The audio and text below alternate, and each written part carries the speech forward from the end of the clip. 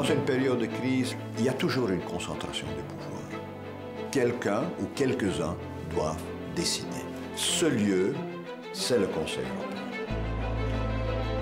1,5 million de migrants arrivant, mettons en Allemagne, dans l'espace Schengen.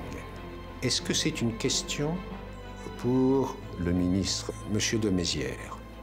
Mais non, c'est une question pour Mme Merkel. C'est elle qui perdra ou gagnera les élections sur la décision qu'elle a prise. Et donc c'est une responsabilité très personnelle. On engage son pays. The Council is the place where compromise happens and where we adjust our own positions to those of other countries. It is really a democratic body.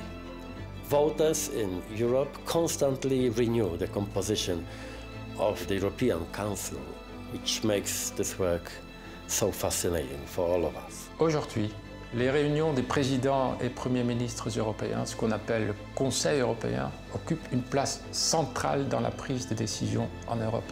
Au début, ce n'était pas du tout prévu comme ça.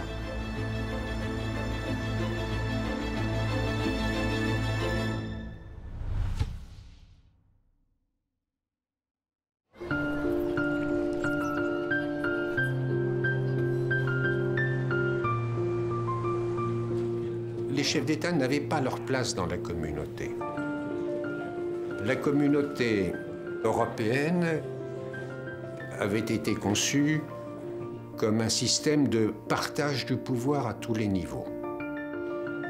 Et donc il y a eu une forte réticence du système à accepter ce qui serait apparu comme le collectif du leadership. En plus, la personnalité du général de Gaulle faisait peur. Et la plupart des autres gouvernements préféraient ne pas avoir affaire directement à lui. On a pris l'habitude d'avoir 1 ou 2 sommets par an dans différentes capitales, d'ailleurs, des pays d'Europe. Mais il n'y avait aucune organisation. Et quand j'ai été élu moi-même, c'est-à-dire en 1974, j'ai trouvé qu'il fallait consolider ce système. C'était dans le salon d'Élysée. Helmut était assis à côté de moi. Et je lui ai dit, on devrait organiser quand même quelque chose d'un peu plus régulier, plus ça. Il m'a dit, mais je suis tout à fait d'accord. Puis j'en ai parlé au Premier ministre belge, et il m'a dit, non, c'est une très bonne idée. Les Anglais étaient moins enthousiastes, n'est-ce pas? Mais tout s'est terminé par un coup d'État de Giscard, puisqu'en séance à Paris, lors du dernier sommet, qui a été le premier Conseil européen, il avait été décidé qu'on ne donnerait pas de nom à ces réunions de chefs d'État et de gouvernement, et Giscard est sorti en conférence de presse en disant « Nous avons assisté au dernier sommet européen et nous avons participé au premier Conseil européen. » Les sommets sont morts, vive le Conseil européen. Donc là, il y a vraiment une institutionnalisation qui commence. Et à partir de ce moment-là, le traveling circus, le carrousel européen pouvait commencer. Les réunions à travers toute l'Europe, dans un château une fois, une forteresse une autre fois, parce que chaque hôte voulait montrer l'Europe comme elle était belle. Et ça a duré des décennies. Les chefs d'État et de gouvernement se promenaient, c'était assez festif. Die Chefs haben es gemocht, zu reisen auf diese Weise, sich zu sehen, Land und Leute kennenzulernen. Und man konnte auch ungezwungener vorgehen letztlich.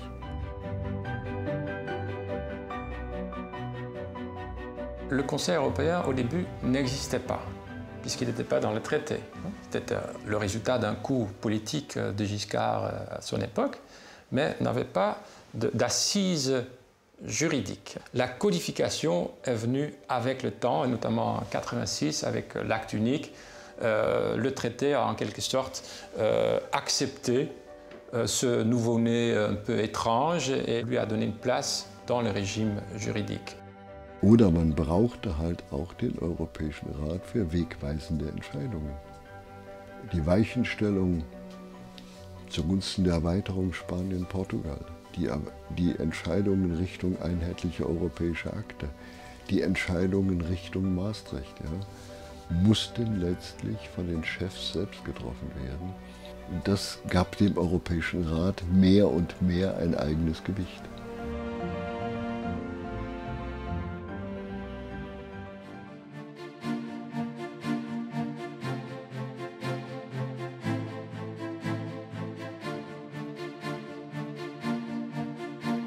On pourrait comparer le Conseil européen à une centrale électrique.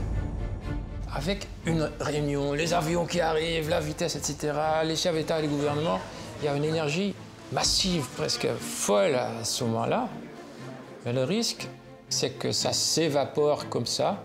Et là, le président du Conseil européen a un rôle vital pour que l'énergie d'un sommet soit transformée en action à travers toute l'Europe.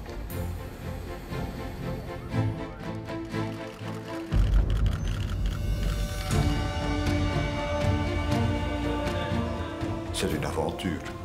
Chaque fois que je commençais la réunion, je regardais autour de moi. Je connaissais bien sûr chacun d'entre eux, mais il y avait toujours ce doute.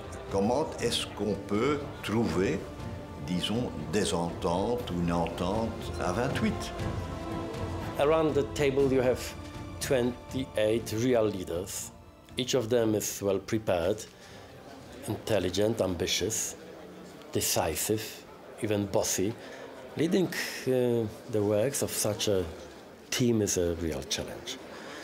What is, however, more important is the fact that they are almost always able to find a common thread, ready to risk or sacrifice individual interests for the sake of agreement. This is the essence of political Europe: to argue, to debate, to negotiate, but always in goodwill. The European Union is about compromise. It's never perfect. Shouldn't be unhappy about it not being perfect. It's a human enterprise. If it were perfect, I would be very afraid. The Council depends very much on member states, what kind of governments are, plus what challenges we are confronting inside and outside. Il y a des moments où il y a des conflits, etc., mais il y a aussi des moments où ils sentent intimement le besoin de travailler ensemble et d'être et de faire l'Europe. Et c'est ça le Conseil européen quand il fonctionne au mieux. J'appelle ça le secret de la table. It's when they forget for a moment this basic condition that we are France, we are Germany, that things happen. For a moment, like when unification happened. I think it's fantastic. It's a fairy tale in a way. Un moment émouvant a été la remise du prix Nobel de la paix à l'Union européenne. Pratiquement tous les chefs d'État et de gouvernement étaient là. J'ai parlé de notre histoire de guerre de l'Europe. J'ai parlé de mon père qui a failli être exécuté en mai 1940. J'ai parlé en fait du vécu de notre histoire, pas uniquement de l'histoire institutionnelle de l'Union européenne. Je crois que tout le monde est sorti de la réunion avec ce grand souffle en soi, disons, on participe à une grande œuvre.